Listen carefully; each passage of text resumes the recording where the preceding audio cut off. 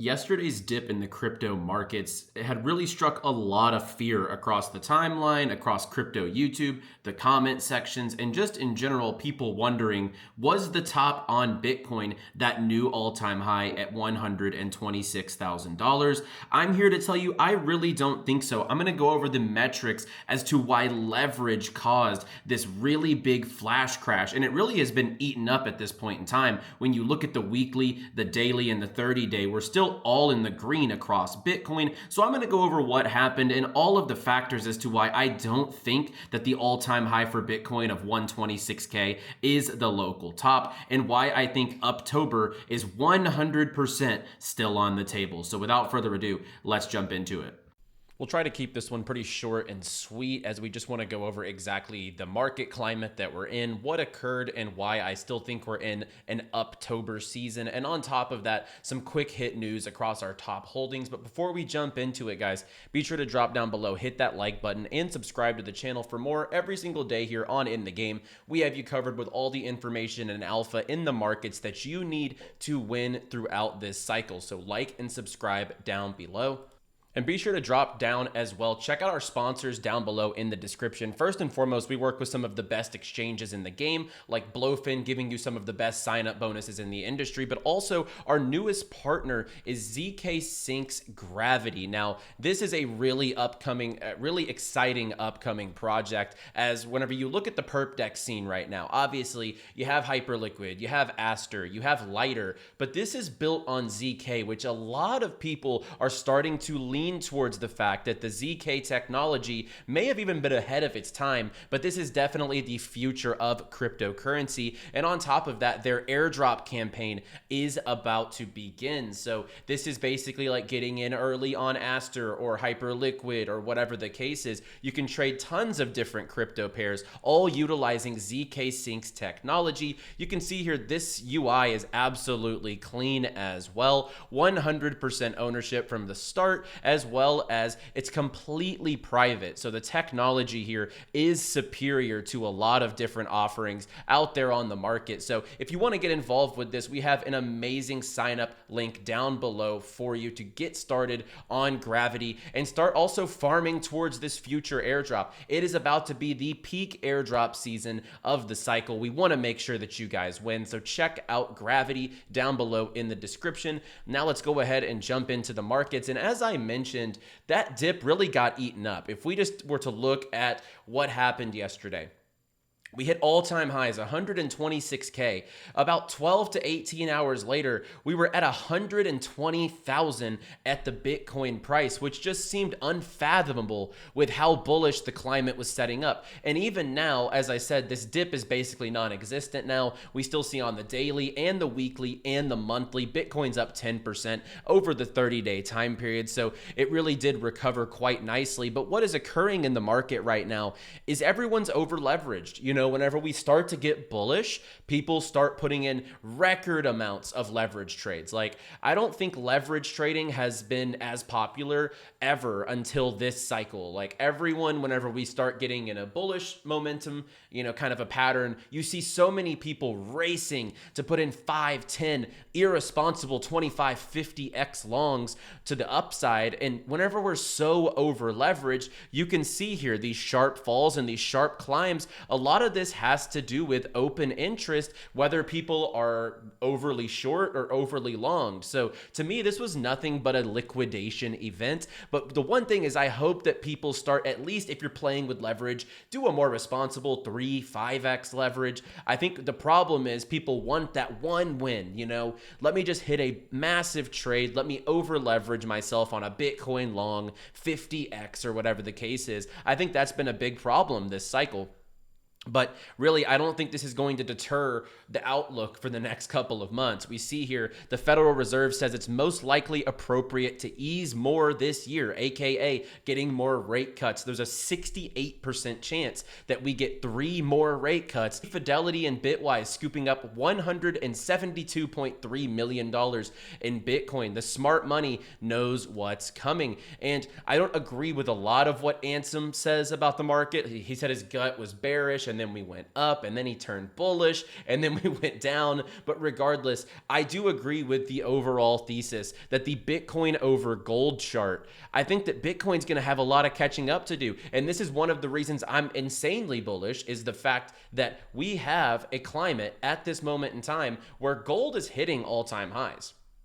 And we probably will see when Bitcoin starts to climb and kind of creep up on those all-time highs. So I think this is a very good catch-up trade to what we have seen with gold. And we know that's not a retail cycle so far. And you know, Dogecoin, we see here, Clean Core Solutions holds over 710 million Doge, worth around $188 million, nearing its 1 billion target while awaiting SEC registration of private placement shares. So, you know, this is definitely a retail indicator. I think that of all the indicators out there, I think when Dogecoin starts to have a run, that is probably a pretty good time to start taking a look at, okay, retail's here, what can I start taking some profits on? So we have not hit that stage of the market yet. And just looking across the board, we're not even close into an alt season yet. So we have plenty of time. You guys know the tokens overall that we're very bullish on. And by the way, if you missed last video, we did a portfolio update.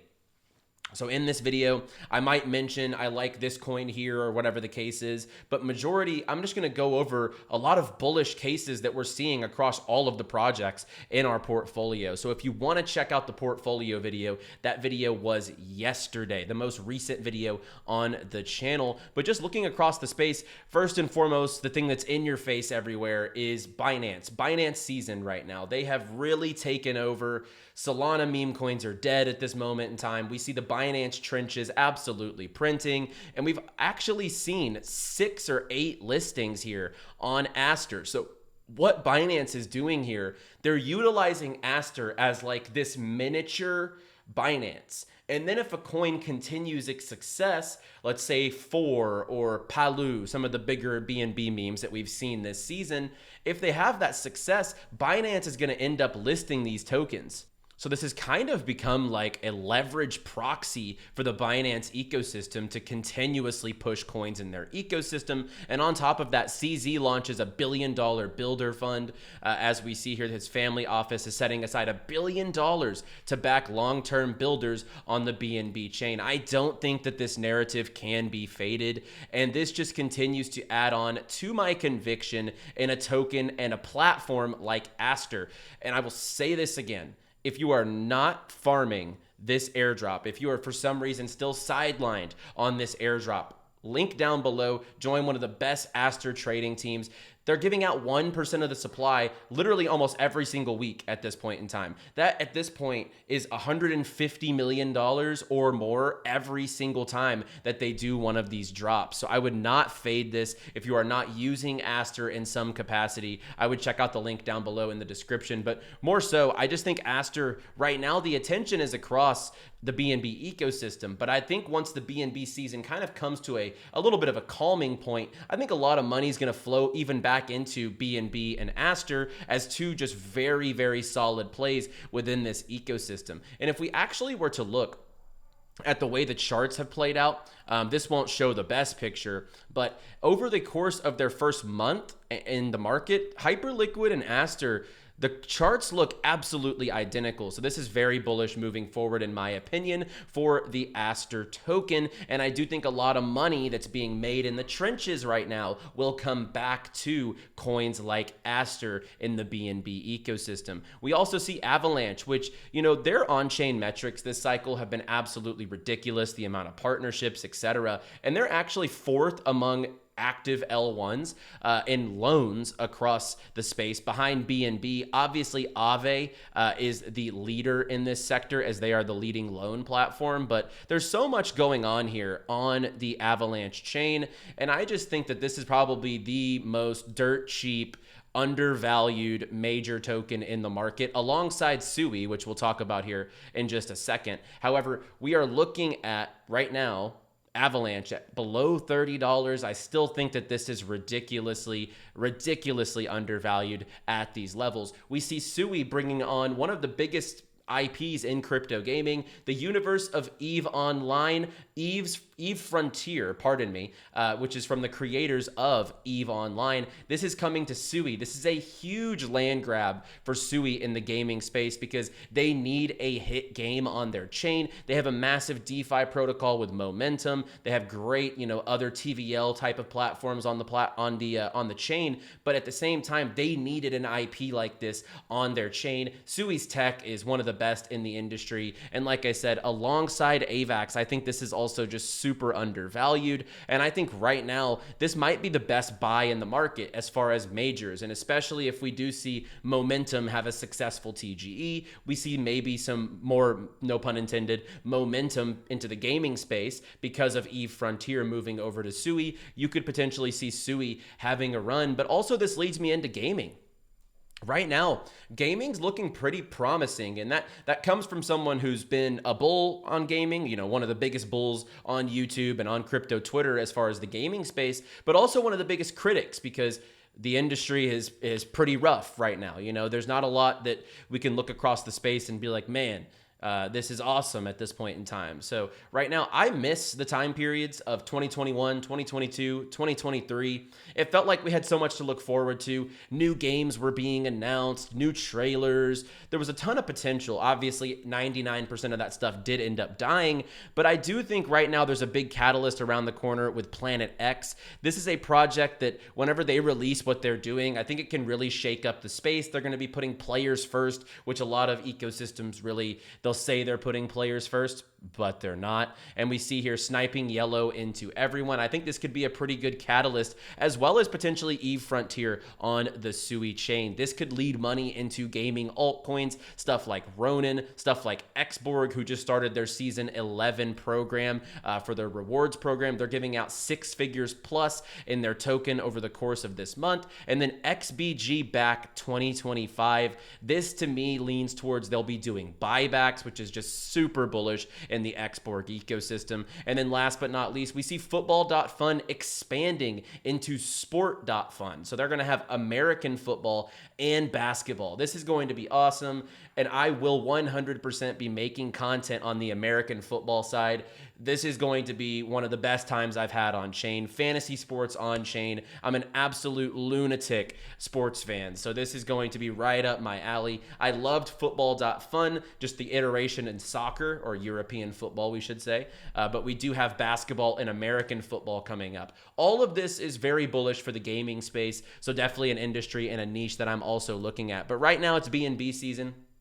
I would definitely really focus on BNB Eco right now. Aster, PancakeSwap, BNB. And then there is a lot of opportunity in meme coins. I just would not suggest any given meme coin or for you to go out there and try it yourself. It's very risky. Most people will lose money trying to snipe new meme coins, but that is really where the space is right now. So I'm really more focused on what's the next play. As much as I am degenning in the BNB trenches, I'm not going to sit here and give you guys a 50K market cap coin that I bought and flipped an hour later or whatever the case is, just because that's where the state of the market is right now on BNB. However, I do think we could see a big 𝗬𝗏 run. I think money could come back into Hyperliquid, Avalanche. I think these protocols are so undervalued, and we'll start to see capital rotations over the course of this month. And most importantly, look guys, I don't think that Uptober's canceled. Look, Christmas isn't canceled. Don't worry. We're still going to probably have a massive month ahead of us. We just had a major liquidation event,